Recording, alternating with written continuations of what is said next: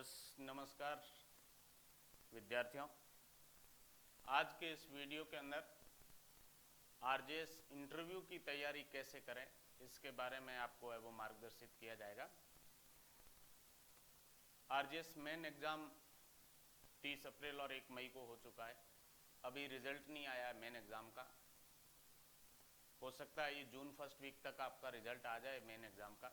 तब तक रिजल्ट आने तक है वो आप अपने लेवल पे किन किन चीज़ों को तैयार करें ताकि कम समय में आगे रिजल्ट आने के बाद और इंटरव्यू की डेट के बीच में कम भी टाइम हो, तो अभी आप अपना सारा है वो इंटरव्यू की तैयारी अच्छे से है वो कर सकें। इसके लिए कुछ टिप्स दूंगा मैं आपको इस वीडियो के अंदर। ये आपके लिए बहुत है वो फ़ायदेमंद है वो साबित होगा। सबसे पहले आपको जो तैयार करना है वो भारत का संविधान, कॉन्स्टिट्यूशन ऑफ इंडिया जो है इसको अच्छे से तैयार करना है। और इसके अंदर भी कॉन्स्टिट्यूशन ऑफ इंडिया के अंदर भी जो फंडामेंटल राइट है, फंडामेंटल ड्यूटीज़ है, directive principle of state policies है, सुप्रीम कोर्ट और हाई कोर्ट से रिलेटेड प्रोविज़न है, देन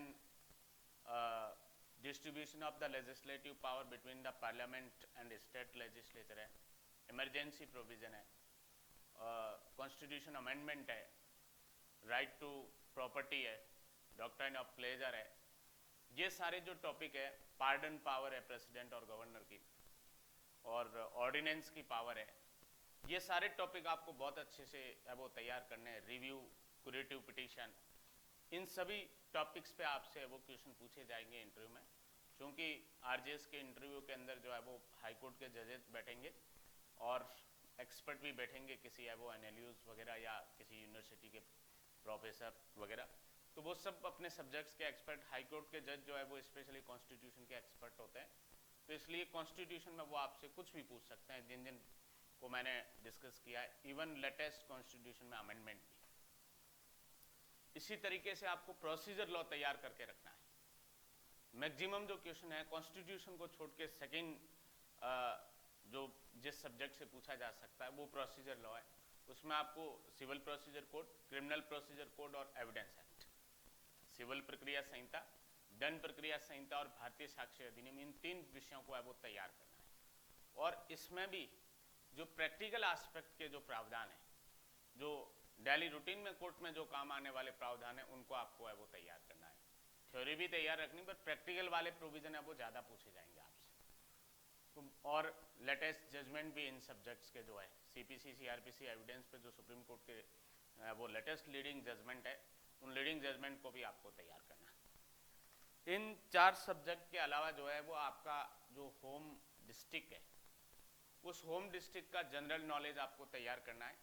और उस जनरल नॉलेज के अंदर न्यायपालिका से संबंधित नॉलेज भी शामिल है। आपके उस डिस्ट्रिक्ट के अंदर जो है वो डिस्ट्रिक्ट कोर्ट कहाँ पर स्थित है, डिस्ट्रिक्ट हेडक्वार्टर पर है या किसी अन्य स्थान पर है, आउटलाइन कोर्ट्स कहाँ कहाँ है वो स्थित है उस डिस्ट्रिक्ट के अंदर, डिस्ट्रिक्ट जज का क्या नाम है, कितने कोर्ट्स है आपके डिस्ट्रिक्ट के अंदर, इस तरीके की है वो जानकारी आपसे है वो, या आपके डिस्ट्रिक्ट से कोई हाई कोर्ट में जज है या सुप्रीम कोर्ट के अंदर है वो जज है, या एडवोकेट जनरल है, अटॉर्नी जनरल है, इस तरीके की किसी पोस्ट को है वो संवैधानिक पद को है वो धारण करते हैं, या आपके होम टाउन से कोई मुख्यमंत्री है वो रहा है, या हाई कोर्ट जज रहा है, सुप्रीम कोर्ट जज रहा है, या लॉ कमीशन के चेयरमैन वगैरह रहे हैं, तो ऐसे क्वेश्चंस भी आपसे वो पूछे जा सकते हैं। नेक्स्ट, यदि आपने एलएलएम कर रखा है तो आपका एलएलएम का फाइनल ईयर का जो सब्जेक्ट है, जो कुछ भी क्रिमिनल लॉ है या बिजनेस लॉ है या मर्केंटाइल लॉ है, आपका law of crime and tort है, जो कुछ भी आपकी है वो टैक्सेशन लॉ है, ब्रांच थी, उन सब्जेक्ट्स को भी आपको तैयार रखना है।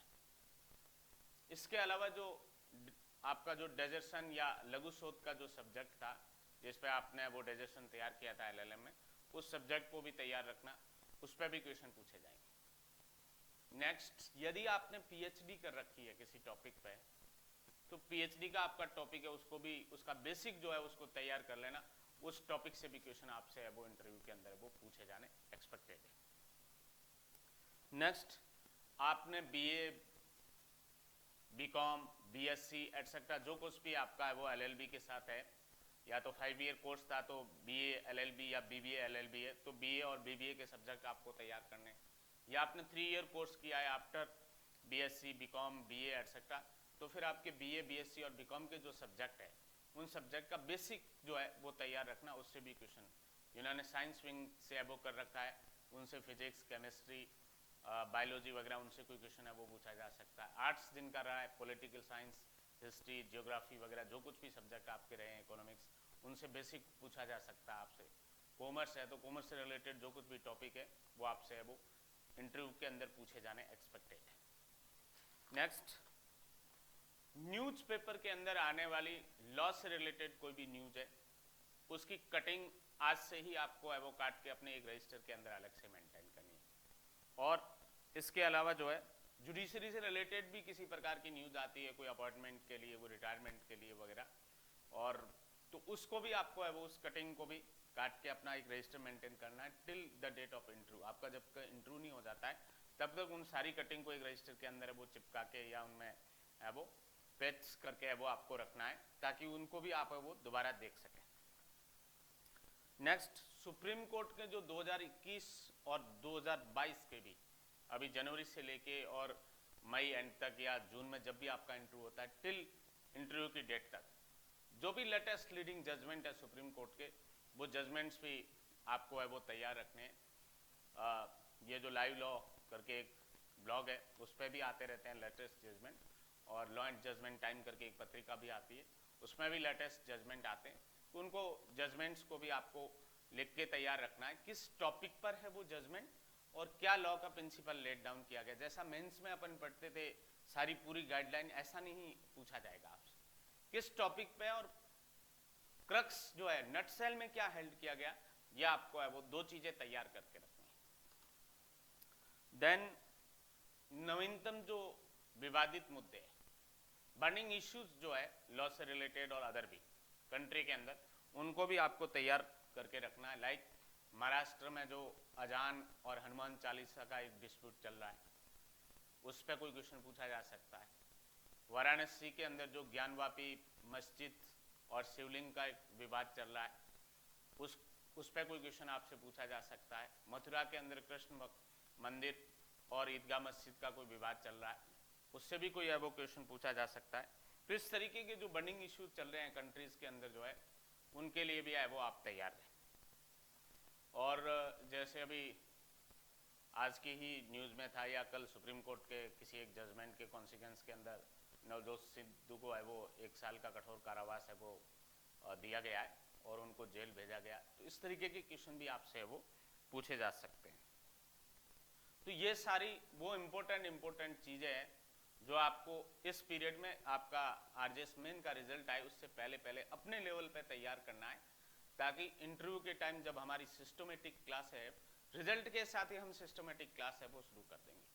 क्योंकि अभी मेंस के टाइम जैसे प्री होने के बाद एक एक्सपेक्टेड कट ऑफ मान के और मेंस के लिए तैयारी शुरू करवा दी थी, और जब रिजल्ट आया तो कट ऑफ ऊपर चली गई, बहुत सारे बच्चे निराश हुए, उन्होंने फीस भी है वो पे की। तो ऐसा नहीं हो, इंटरव्यू के टाइम है वो इस तरीके का नहीं हो, इसलिए हम वेट कर रहे हैं कि रिजल्ट आने के बाद ही है वो इंटरव्यू की है वो क्लासेस स्टार्ट करें। परंतु हमें लगा कि अभी रिजल्ट आने में थोड़ा टाइम लग सकता है तो स्टूडेंट्स को कुछ गाइड किया जाए कि कुछ टॉपिक्स जो है वो अपने लेवल पे वो तैयार करें ताकि उनकी तैयारी भी है वो चलती रहे, और रिजल्ट आने के बाद जब अपन सिस्टमेटिक तरीके से पूरी एक्सपर्ट टीम और जो है वो मार्गदर्शक जो हमारे टीचर्स है या रिटायर्ड जजेज है या प्रोफेसर्स वगैरह है तो उनके साथ जो है वो आपको अच्छी तरीके से वो तैयारी करवाएंगे और आपका जो है वो इंटरव्यू के अंदर भगवान करे कि आपको है वो सफलता अर्जित हो, आप अपनी मंजिल को है वो प्राप्त करें।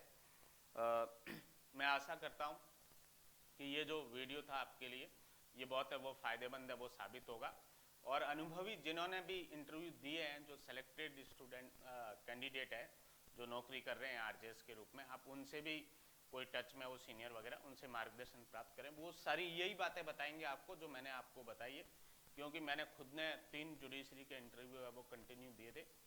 जीजेएस का दिया था 2012 में, आरजेएस का दिया था 2013 में और आरजेएस का दिया था 2014 में।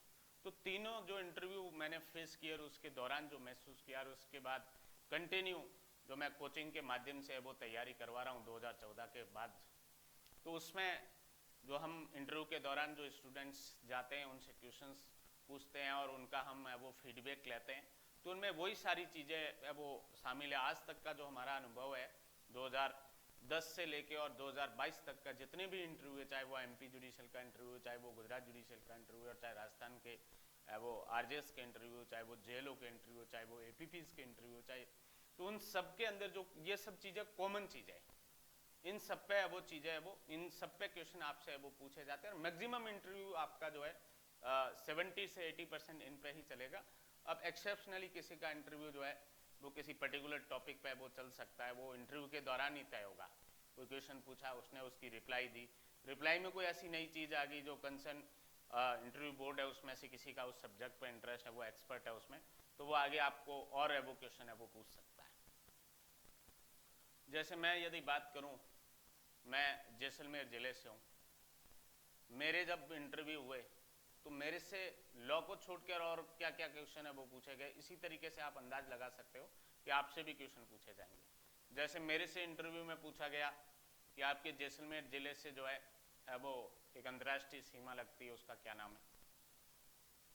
मेरे से ये पूछा गया कि पोखरण में है वो आपके नमक का वो उत्पादन होता है, कौन से अधिनियम के अंतर्गत होता है वो नमक का उत्पादन, किससे गवर्न होता है, और पोखरण के अलावा राजस्थान में कहाँ कहाँ नमक का उत्पादन होता है। मेरे से वो पूछा गया कि आपके जैसलमेर में एक नहर आती है, उस नहर पर जो मुरबे वगैरह का आवंटन होता है वो कौन से लॉ के अंतर्गत होता है। आपके पोखरण के अंदर जो है कुछ इस तरीके का कृत्य हुआ था जिससे वो पूरे अंतर्राष्ट्रीय लेवल पर पोखरण को ख्याति है वो प्राप्त है। आपका है वो जिला न्यायालय वो कहाँ स्थित है और जिला न्यायाधीश है वो कौन है। जैसलमेर की आउटलाइन कोर्ट्स है वो कहाँ पर स्थित है। एक मंदिर है जैसलमेर के अंदर जिस है वो अंतर्राष्ट्रीय सीमा के आसपास, उस मंदिर का क्या नाम है। तो इस तरीके के इन क्वेश्चन से आप अंदाजा लगा सकते हो कि आपसे भी इस तरीके के क्वेश्चन है वो पूछे जा सकते हैं। इवन ये भी पूछा गया कि वो रिफाइनरी लग रही है आपके बाड़मेर में,